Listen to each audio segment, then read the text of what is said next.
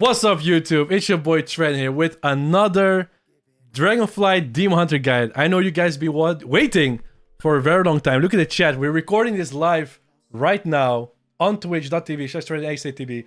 We're here with all the boys, and they've all been asking me to make a Dragonflight guide.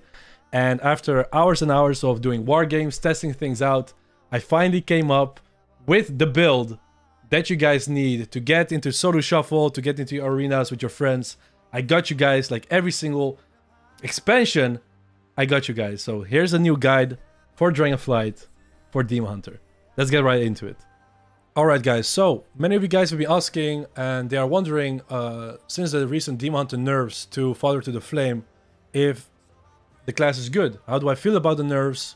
How is the class right now going into Season 1 of Dragonflight? In my opinion, I think it's just a bit under S tier. You need to be just very cautious with your defensives.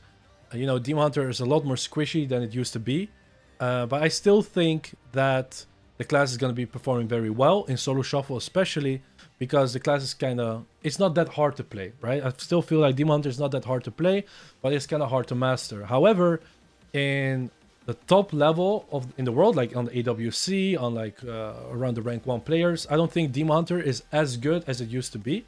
Or I mean, Demon Hunter has never been that great also throughout Shadowlands. But I think other classes like Asa Rogues, Ferals, maybe Warriors are going to be way better than Demon Hunter. However, Demon Hunter is still a really strong class, and it still has its own... it still has a lot of potential to do very well. So guys, I'm going to help you with basically everything. I'm going to try to cover everything in this guide. And let's just start off with the races. So you have Night Elf Demon Hunter and you have Blood Elf Demon Hunter. And a lot of people have seen me transition to the Night Elf. And that's mainly because cross-faction, or like, you know, you can queue with Alliance and Horde these days. And back in the day, you wanted to be a Horde because most of the time you would play with an Orc Shaman. That is completely gone. You know, most Shamans play Dark Iron Dwarf, or you have Evoker now. So that is completely removed. So we're basically looking at Night Elf and Blood Elf, and we're gonna discuss what is the best racial. In my opinion, Blood Elf is good for offensive. You can purge buffs like a Bop or Freedom. That is nice, like a Mage Temporal Shield. But it is very RNG. Night Elf, though, it is consistent and it's a defensive racial. So you can Shadow Meld Stormbolts, you can Shadow Meld CC on you into a Glimpse, and it's very consistent and you can rely on it. A Blood Elf racial is very RNG, it's not as consistent, and on high level arena you need to have consistency, and that is key. So in my opinion, Night Elf is the way to go if you want to play serious. So as you guys know, the talent tree has been completely reworked, and I'm going to discuss to you guys, I'm going to tell you what I think is the best talent tree for Demon Hunter right now. A lot of people are surprised that we are completely changing the way we play right now, because usually we would go haste and we would go into, you know, just spamming damage. However, the bleed build is actually the way to go in this patch, because it just does so much more damage in haste than the haste build. And also your stats, you're also going to be playing Versa Mastery, but I'm going to go over that in a second. Now, we have sigils these days, and before we never had sigils, and a lot of people feel like it's kind of awkward to play with, but I kind of like it, especially Sigil of Flame. Sigil of Flame is a very good ability, and I feel like you cannot play without it if you play the Soran build, because the Soran build is very Fury hungry, okay? You're going to notice that if you play this build, you're going to be very Fury starved, and if you don't play with Sigil of Flame, you're gonna come in awkward situations where you don't have Fury. A lot of people don't know how this works, but the way it works, you can press it even on yourself, and if you press Sigil of Flame, you get instantly 30 Fury, and you can just start your rotation. So usually if I go into the arena, I throw my Sigil of Flame on myself, or on my teammate, or on the enemy, into a Immolation aura to get some Fury out, and then I have Fellblade in, and I have like a full Fury bar. Alright, so to go throughout all of these talents is going to be way too much, right? The guide is going to be an hour long, so I'm just going to discuss. There are certain things you cannot remove. You have to take them, right? Like Improve Disrupt, Consume Magic. But I'm going to explain you guys the major key factors, some talents, why I chose them, and why you cannot play without it, okay? So this is all standard, this is all standard, this side is all standard. The place where it becomes interesting, some people play with Unrestrained Fury. I don't personally like it. And instead of Unrestrained Fury, I see some people go like this. But instead of Unrestrained Fury, I actually go with Swallowed Anger. The reason for this is I want my Consume Magic to actually generate Fury. And also I want to be able to purge people. When I play this build, there are so many buttons you need to press. I find myself not pressing Consume Magic because I need to use other abilities to generate Fury. And that made me stop purging at all. So it's really bad. And if you purge, it's a win-win. You get Fury and you remove a magical effect from the target, right? So you really want to play Swallowed Anger and don't put a point in Unrestrained Fury. I think Swallowed Anger is very overlooked. I basically saw a lot of people not play with it, but I feel like this talent is very, very important to play with. I get a lot of questions about Improved Sigil Misery or Misery in Defeat. Some people will be saying to me like, why don't you play Misery of Defeat, blah, blah, blah. I just play all of my build here. It's basically about making your Sigil of Misery as short cooldown as possible. Also, a very fun fact or good to know is that Shamans, their Tremor Totem is 1 minute CD. So if you play with Sigil of Misery, it basically puts it under a minute. So the second Sigil of Misery, they can never Tremor it. They cannot pre-Tremor it. They cannot prevent it. I feel like reducing cooldowns in World of Warcraft is one of the strongest things you can do. Having shorter CD on your abilities is always very powerful. And this is just not worth it. And something that is very interesting is why I don't play with Pitch Black. I basically have a 5 minute CD Darkness, and honestly, after years and years of playing, I find myself very, very rarely using 2 Darknesses in one game. So I actually removed Pitch Black to go into another talent, to actually put it here in Swallowed Anger as well, because you just use one Darkness. The Unnatural Malice is a very big thing. The Hunt dot does actually more damage than the Hunt itself these days. If you look here, and I'll go to the PvP dummy, you can see that the initial damage from the Hunt is very low, but the dot is extremely high. You can see how much it ticks for. It ticks for 12k, 13k, 13k, and the dot actually performs better than the Hunt itself. Especially if you get it in a group with 2 or 3 targets, this will be like easily 100k, 150k above, just in one global. So I feel like Unnatural Malice is a very important talent you cannot miss. So if we go to the right side of the tree, a few key talents of this build are Demonic Appetite. And the reason why Demonic Appetite is so strong is because your Fury generation is very low with this build, and you want to have a, passively spawn soul shards around you, or whatever, the little souls, the purple little things, and you want to consume them, and then you also want to get healed by them. Because as you know, Demon Hunter, the Father to the Flame, it got nerfed, but the soul, the leech from the Demonic Appetite has not been nerfed, and that actually gives a little bit of survivability. Now, a lot of people see me, they're like, what the fuck, dude, you don't play with Netherwalk these days. I don't play with Netherwalk because you will lose a lot of things for it. I don't think Netherwalk is that good of a... I mean, I think it's a good talent, but I think that you have to deliver a lot of talent points and a lot of damage and a lot of utility to get into this, and it's just not worth it, especially because of Critical Chaos. I don't think this talent is good at all. So basically, all of this path is very straightforward. I don't go on the left side of the build here. I don't think Momentum is good at all. It's a really bad talent. I'd rather go with Isolated Prey. And also, you have to keep in mind that Fel Rush generates 25 to 35 Fury when you Fel Rush one target. So this is also a Fury generator. Your Chaos Theory does a lot of damage. And I don't think Momentum side, this left side, is that good at all. So you just want to go down this way. Now, there's not much I can say about this talent build or the right side or explain about it, but there's a few things that you guys need to understand. Alright, so I want to explain the right side of this build, and that's basically why Elysian Decree is so much better than Father to the Flame, and why it scales so well with Enemies Necessary.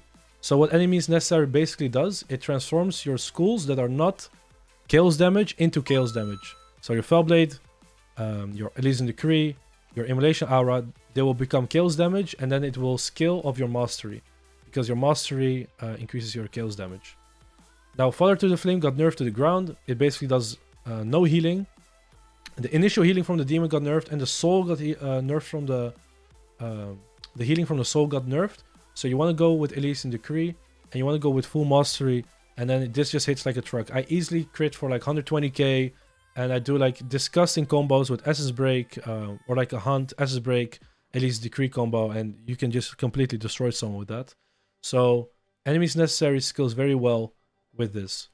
Now another also important thing that scales very well and synergize very well together are your honor talents. Chaotic Imprint increases the damage taken by the skull by 10% for 20 seconds. So when I'm hitting a target and I get a buff, what is this buff actually? It's an arcane buff. This also buffs every single Chaos skull, because your Chaos skull is every single skull. It's fire, frost, arcane, nature, it's everything. So this is basically a flat out 10% buff to all of your abilities. To your Blade Dance, to your Chaos Strike, to your I-Beam, to your Elysian Decree. It's a 10% buff bonus. Some people are like, why would you play that? Like, why would I want an arcane or a frost buff? Demon Hunter doesn't have frost damage, but you do. All of your abilities are every single school of magic. So this is a very important honor talent, and I always play with it. I will never remove it because it's a 10% buff. I play with Glimpse. Basically, I try to play with Glimpse every single game, unless I need to play with reverse magic, if I have to remove something. But I'll try to play with Glimpse because you're so squishy right now, especially when you play without Netherwalk. And when you Glimpse, you can basically avoid Storm Bolts, you can avoid kidney shots, you can avoid complete ghosts on you just by pressing one button that's on 24-second CD. So Glimpse is a very important talent. And Sigil Mastery is very, very huge because in PvP, your sigils are reduced by 20% here. Also, your sigil is reduced here by 30 seconds. So this actually puts your Elysian Decree on 36-second cooldown, your Sigil Flame on 18 seconds cooldown, and Sigil Misery on 54 seconds cooldown. So this talent and this talent and this talent, they all synergize together, make your cooldowns on your sigils very, very short. So you can just have, like, every 1 minute, you have a big CC chain. Alright guys, so that is the talent part, and I want to talk about what gear do I buy and why have I chosen for this build. I'm going full Versa Mastery because Mastery buffs your Chaos damage and it scales very well with Soul Rend. And this actually does Chaos damage over time. All the time, 99% of the time, Soul Rend is my top damage unless I get like some fat crits with Elysian Decree. But Soul Rend is always my top damage, and the Mastery is just extremely strong. It's very clunky to play with like 5% haste or like 3% haste in arena. It feels very scuffed, it feels very bad, but it's just the best build right now in terms of damage. The haste build feels, you know, it's fun. It's like Shadowlands where you play with like Fellblades and Blade Dances and you start Chaos Striking, your Fury keeps on popping up, but the damage is not there. It's not as big as the Mastery build. Also, one thing I actually do here is I have the Versatility Mastery ring and you have the haste versatility one, but I actually went with the green ring for more versatility mastery, and this actually puts me in PvP on like 58% mastery, which is huge. It's basically a 58% damage buff to all of my abilities, to my Blade Dance, to my Chaos Strike, to my I-Beam. It's very big, and especially also with the Earthen Writ Enchants, once it procs, your mastery goes through the roof to like 80% or something like that, and it's just super strong. So for Enchants, what I went with is Earthen Writ on the weapons. I actually went double with them with a tier 3 one. And the reason for this is because you get a lot of mastery from this, and if this procs, the mastery procs, I have a weak arrow for it. I try to combine it with a burst combo like Elysian Decree or like an Essence Break or a Hunt to utilize this enchant. As you can see, I have like 70%, 84% mastery, and if I press this, there's like 82k, a Hunt crits for 146k. Everything is extremely buffed. I mean, I know it's RNG, and usually I don't really wait for the moment to happen, but 99% of the times when it does proc, you do have some major CD available, like Elysian Decree or I-Beam or like Essence Break, so I try to play around that. For my chest enchant, I just go for Waking Stats. For my Braces, I go for the Leech one. I put another Leech on the Cloak because actually Leech, you can get 3% extra Leech from Enchants, and it actually does work in Arena. Then on my neck, I put the versatility mastery sockets, and on my rings I went full mastery on my rings. And also put a 60 versatility, 28 mastery here. My boots I went with the plain runner's breeze. I actually need to enchant my legs and didn't even know that. But I need to put the agility enchant on my legs. And that's it actually for enchants. Okay. And the crafted item, you want to go this... right now you want to actually get 40 primal chaos. And you get these primal chaoses from doing BGs, or if you win arenas. You need to get 40 of them to actually craft these boots, because these boots give you 5% CC reduction. And this skills together with your PvP trinkets, which actually give you duration of crowd control effects reduced by 50%. So together with this and this, you have 20% CC reduction, which is very, very important, especially into like rogues or combos that can stun you. As a demon hunter, you die in stuns. So these boots together with your trinkets are very, very important. Alright guys, so with this new talent tree, with the mastery build and with soul rend, you're going to be playing completely different as a DH.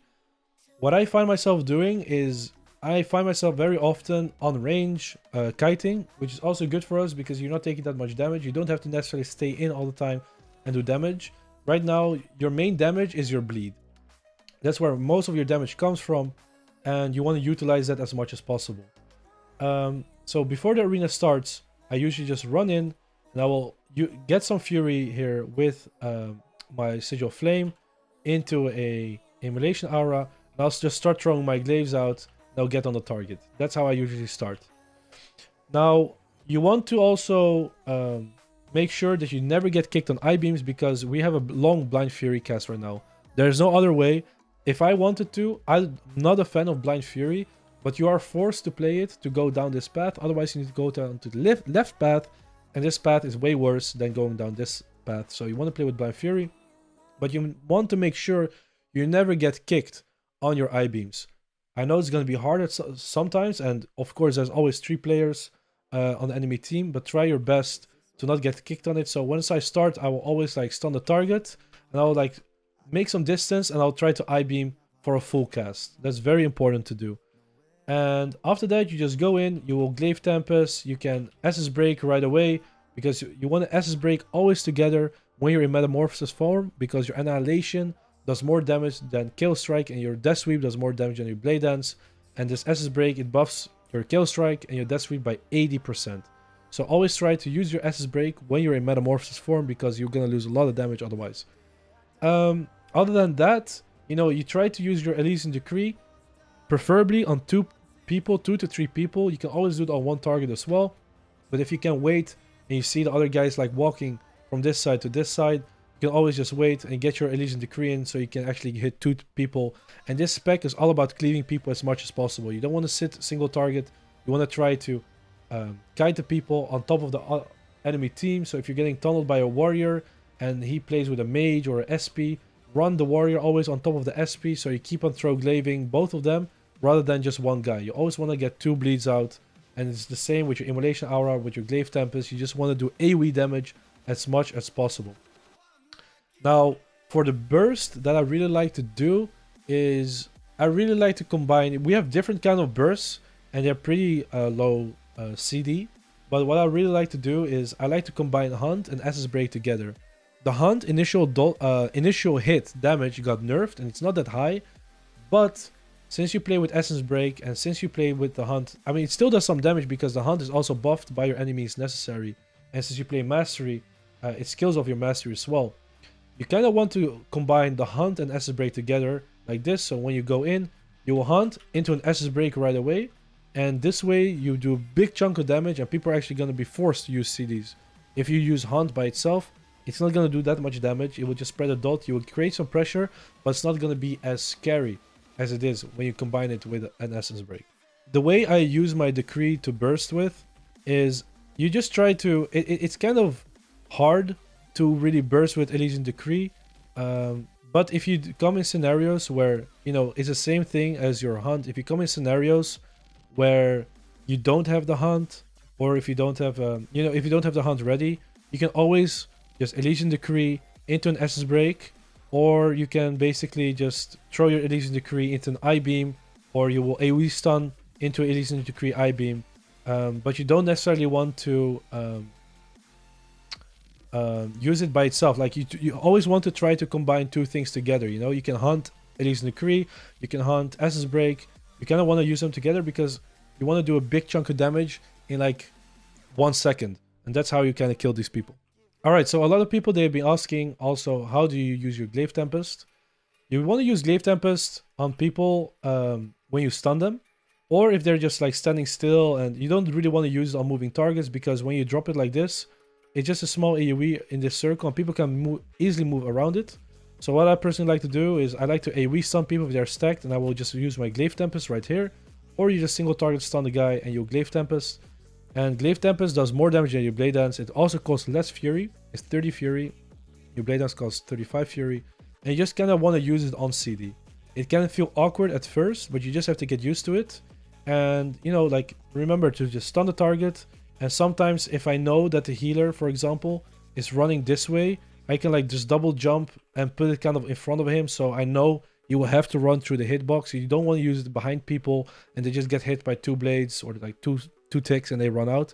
You kind of just want to utilize it that they get the full duration of the Glaive Tempest, because otherwise it's not worth it to use it. So as a Demon Hunter now, we have Sigil of Misery, which is a 54-second CD. As you can see, I also don't play with Detainment. I play with small incap, so I can just imprison the target, and I can just use a Sigil of Misery right on top of them. And I usually do this, or I always do this on the healer. So I'll just go in, I'll incap the healer, and I'll throw my Sigil of Misery on top of him. He will get feared, and that's when I start the game. I just start running in, stun the target, maybe do a hunt, Essence Break combo, or like a full I-beam, or like a hunt, Sigil Elysian Decree combo. And after your incap and fear is over on the healer, you can run out, you can stun the target as well, and you just get back on the DPS. There are a few macros for Demon Hunter I really like, and of course you need to use the standard focus kick, arena 1 2 3 kick, imprison 1 2 3. Those are all standard. I mean, I can show you guys how they might look like. So you have a arena 3 disrupt. This will kick your arena 3, arena 1, arena 2. Same goes for imprison. You know, arena 1, arena 2, arena 3. And like a focus kick will look like this. These are all basic things and you should have them. But there are a few macros that are very Demon Hunter related that will help your gameplay. One of them that is like one of the biggest things and you can bait big CDs with is your stop casting macro on the hunt cast. So you can basically stop the hunt cast by using a stop casting macro. And the way I do that is I have it on my Fellblade bound. And I just have a slash stop casting on top here, and I have a slash cast Fellblade. So this is my stop casting macro. And when I press this, I can basically stop cast all the time. And what this will actually do, this will bait the people into using defensive CDs. They will think I'm gonna hunt them, they're gonna get bursted, and they'll probably use like a wall, or maybe I'll stun the target, I'll stun it, and I'll go in, and then he's gonna trinket link. Something like this can happen. You can bait big CDs with it by just one simple stop casting macro. So another macro I really like to use is my cursor metamorphosis macro. So usually now if you have to press metamorphosis, you get this green thing on the ground. So that basically takes a click on your keybind and then you have to left click it. I kind of like to use the cursor macro key because sometimes you get like kit need or you want to use it very quickly to like avoid some CC. So I only have to press it once and it will just meta to the place where my mouse is, and this just makes it very fast. Another macro that's very important to use is your focus throw glaive. Demon Hunters now have a slow, so very often you just want to use a focus throw glaive on the target and you can slow them, and this way you can also sometimes just focus throw glaive on the healer like this. So what I might be doing is like I'm hitting this guy, I'll focus throw glaive on the healer, apply slow, and I'll apply my fear so he cannot actually run out of it. If I don't have an incap or I don't have a stun, I'll just slow them and I'll just toss a fear right under them. They will not be able to run out of it. Are there any other macros? Oh yeah. So I get this question so much, and I'm gonna explain to you guys why I use it. Is why do I have my taunt macroed under my Throglaive. So lately people have been asking me, yo dude, why do you have this? And it's a simple reason.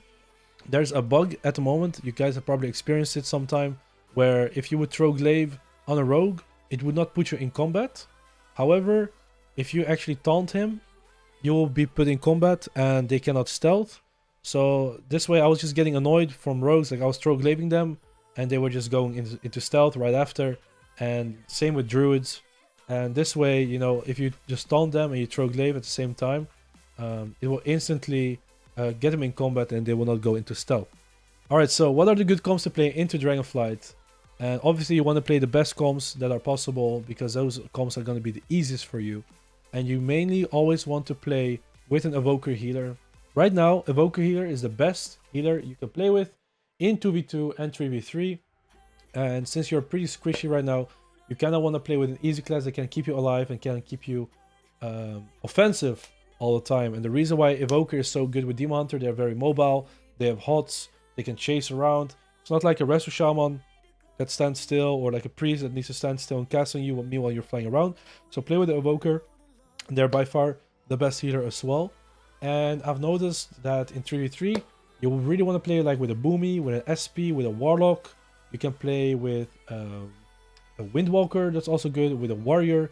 Those are the comps that I'm mainly going to be focusing on because they all have instant CC, especially Boomy Demon Hunter, SP Demon Hunter, and Warlock Demon Hunter.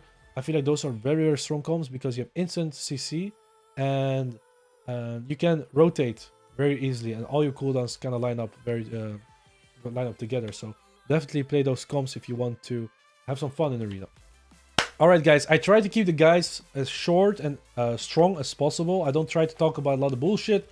I just try to tell you straight to the point. If you have more questions, make sure to join our Discord server. People talk there, you can ask questions, we can help you there.